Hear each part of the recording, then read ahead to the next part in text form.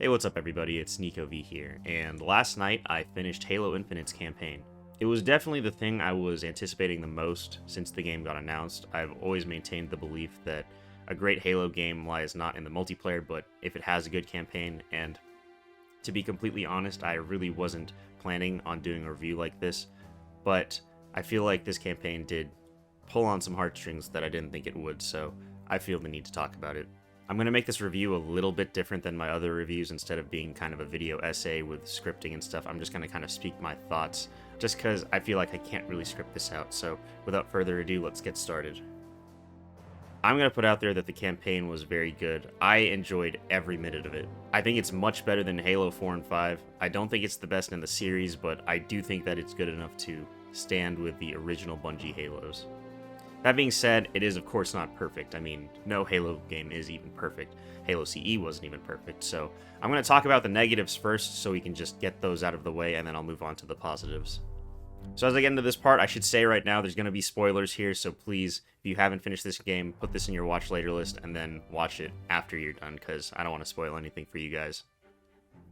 With the spoiler warning done, let's get right into it. So, the first thing I want to talk about that I really did not like is the lack of environments, or biomes.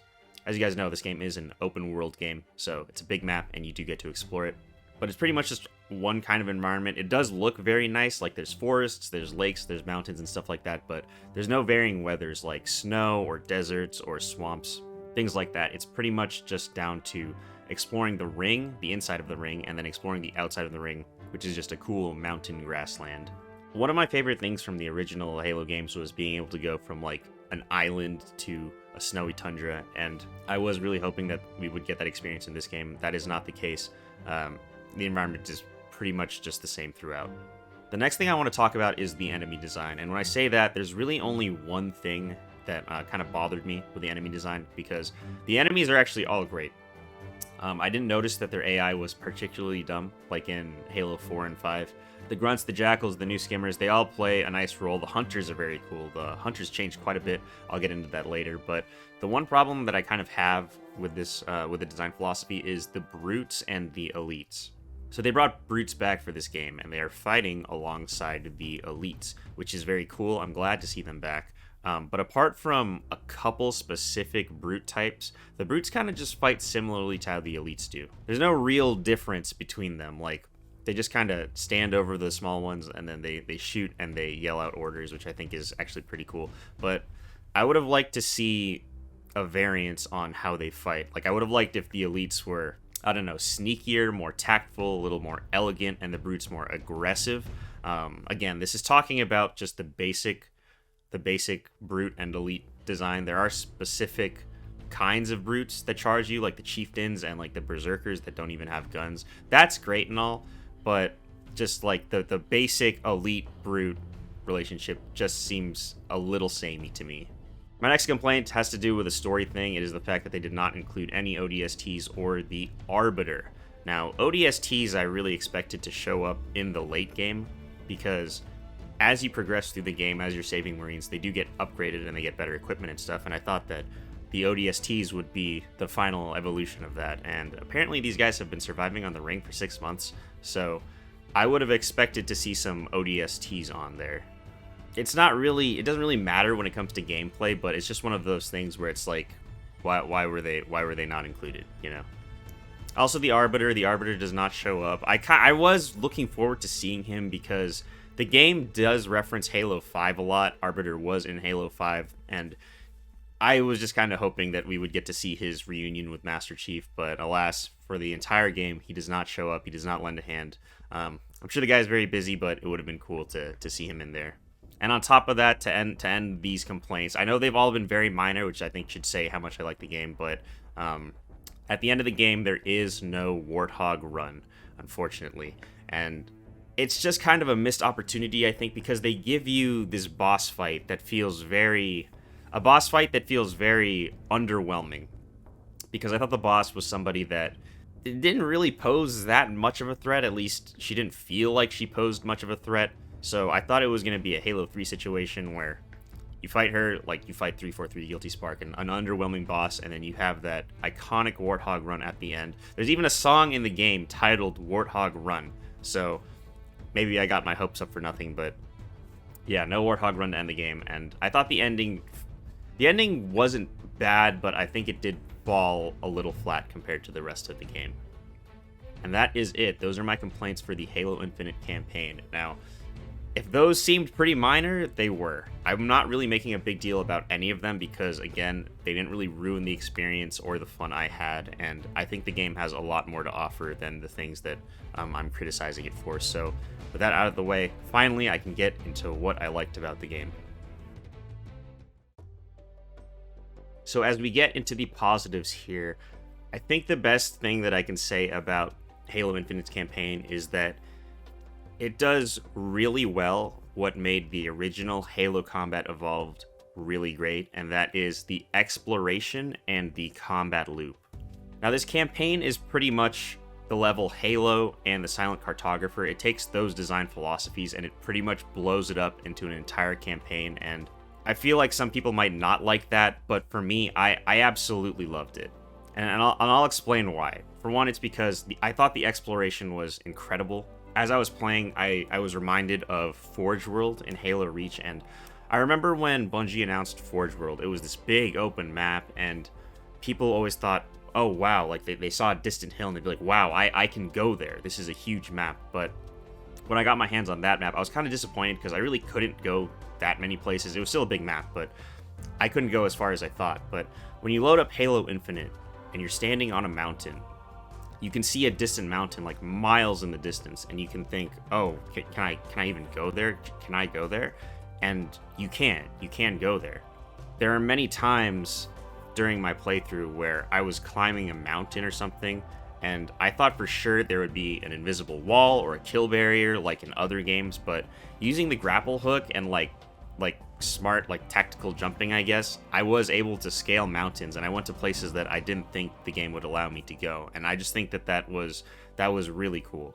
I really do think that exploration is a core part of the Halo formula, especially in Halo Combat Evolved. And I should say right now, Halo Combat Evolved was one of my favorite campaigns, so maybe that's why I like this campaign so much. But I just think that it does exploration masterfully, and it really reminds me of the times I was playing Halo Combat Evolved, and I would go off of the missions, and I would just explore the maps. I would try to get out of maps. I'd do grenade jumps.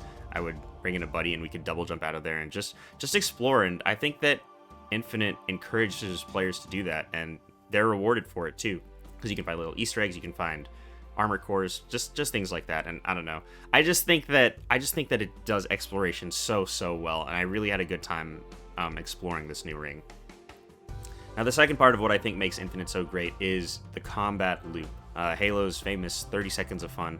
For those of you that don't know, it's essentially a loop where you go and you shoot bad guys, your health goes down, you get back up, and you shoot some guys some more. And in that 30-second loop, the player is having a lot of fun. And I really was getting the feel of that chess match mentality, where this is a shooter where it's not really an extermination, it's more of a chess match, and as you go on to tackle these objectives, as you go to take down the banished compounds, things like that, you can approach it in so many different ways. You can prioritize targets in ways that you see necessary, and you have so many tools at your disposal that I think it just takes the combat loop and it elevates it to a level that we haven't really seen in a Halo campaign before, and again, that's why I enjoy it so much. Another thing to add on to the combat loop is that I played the game on Heroic for the first time, and I feel like in past Halo games, Heroic has always been a little too easy, and then Legendary has just been a little too hard, but I think that this Heroic was a really good difficulty, because I was still dying a lot, and in a lot of the fights, I did have to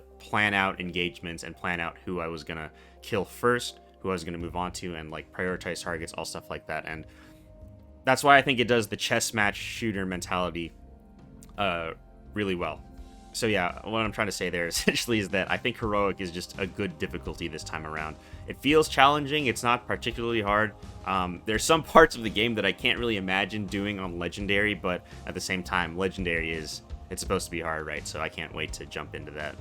So talking about the next thing I really liked the changes to the enemies. A lot of the changes were really subtle. It wasn't a huge design overhaul or something, some new mechanics or something crazy like that. It was just little things that kind of keeps the players on their toes, where even somebody that has been playing Halo for a very long time would kind of change up how they have to fight the Banished this time around. Things like the Jackals. The Jackals, usually you just shoot their arm and then you can shoot them. But this time they turn their shields sideways, so you kind of have to change where you shoot. I thought that was very cool. There's several new types of brutes that will just like rush you and beat the shit out of you until you die, and I thought that was very cool. It was reminiscent of Halo 2, because we did miss the berserking brutes, but they're not all like that. And like I said, I complained that the brutes and the elites are a little similar, but there are enough brute types to where the brutes do still feel fresh as you're fighting them.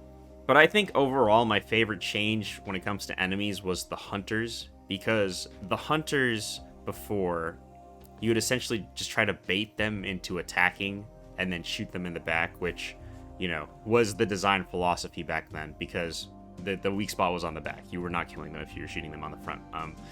But the hunters in this game are completely changed, and I just felt so lost fighting them. Like me, a seasoned Halo vet going up against these hunters. I kept trying to bait out the melee attacks, and they just don't bite nearly as much. They shoot way more, and the Banished hunters, the red ones, they will kill you in a second. And they would seem problematic. This would seem problematic, but 343 was really smart in this, in which they made hunters pretty rare. They made them pretty much mini bosses, which I think is cool because you fight them in stadiums, at least I did, and they give you the tools to deal with them, like fusion coils and explosives. And also to help you out is they put a weak spot on their knees, which some people might think, oh, that, you know, that's not the point of the hunter. The point of the hunter is to get around. But these guys, you're not getting around these guys. You know, like, you don't really want to be trying to bait them into an attack, especially if there's still two of them, because they will just kill you. And I did like how it changed up the hunter formula a little bit. It made them a little bit more threatening. They seemed a little bit more menacing than they did in previous games, especially Halo CE, where you could just one-shot them with a pistol. This time around, hunters are actual mini bosses, and I really like that. I think it fits the lore, and it's just a cool evolution on the gameplay. So that's all the mechanical stuff that I really wanted to talk about. Honestly, I like the open world thing. I just think that it's an expansion on the Halo formula. I think it works really well for Halo. I know some people don't like it, but personally I think it's good, and I do think that if you're a really big fan of Halo Combat Evolved, you will really like this game. But now I want to talk about some other things which don't really have to do with gameplay, and I think it's personally, for me, what makes the game special, and that is that through this campaign, it seemed like 343 was trying to make right by the fans, and there were a lot of times as I was playing where I felt like 343 was addressing me directly. An example of this is a line that was actually in a trailer. It's when Master Chief talks to the weapon and he says, "The mission's changed, they always do." I really like that quote just for like personal reasons, but I like it because to me it feels like 343 is acknowledging that their personal mission has changed. Because, you know, when they set out to make 4 and 5, they were handed this huge franchise that had a lot of fans behind it. So when they made Halo 4 and 5, obviously they wanted to do their own thing. They wanted to stand apart from Bungie's Halos. You can tell that with the art direction and, you know, the gameplay and the story stuff. But I feel like with this campaign, you know, they're kind of taking a step back. They're realizing that there's a lot of fans that they're kind of alienating. The fans that have just really loved Halo for a long time are not really liking what they're doing, and I think that they've taken a step back and they've acknowledged that their mission has changed, and instead of trying to make their own thing, I think they just want to make a good Halo game again. There was another cutscene that I thought was really touching, and it's the one where Echo 216 kind of breaks down after he gets rescued by the Chief, and he essentially goes on a rant about how he's a failure, how he failed. He's not even a Pelican pilot. He's just a civilian, and he's just a fraud. And you see him break down, and the Master Chief comes and reassures him that everyone makes mistakes, even he makes mistakes. And for one, this is the most I've seen. This is the most human I've seen Master Chief, even since like Halo 4 and 5. And it was really blown away how 343 was able to communicate such a touching message in such a small little cutscene. And It was also special to me in particular because I was 5 years old when Halo 1 came out, and that was one of the first games I ever played, and it is one of my favorite games of all time. And I grew up with the series. I grew up alongside Master Chief, and during that time, during that 20 years when I was growing up, I sure have felt like I have failed a lot. There are a lot of times where I feel like a failure, and I felt like Echo 216 did in that cutscene. And to hear the Chief reassure that guy, it felt like the Chief was reassuring me. Imagine that, like my childhood hero telling me that it's okay to fail and make mistakes when I feel like I've lived a life of just making mistakes and failing.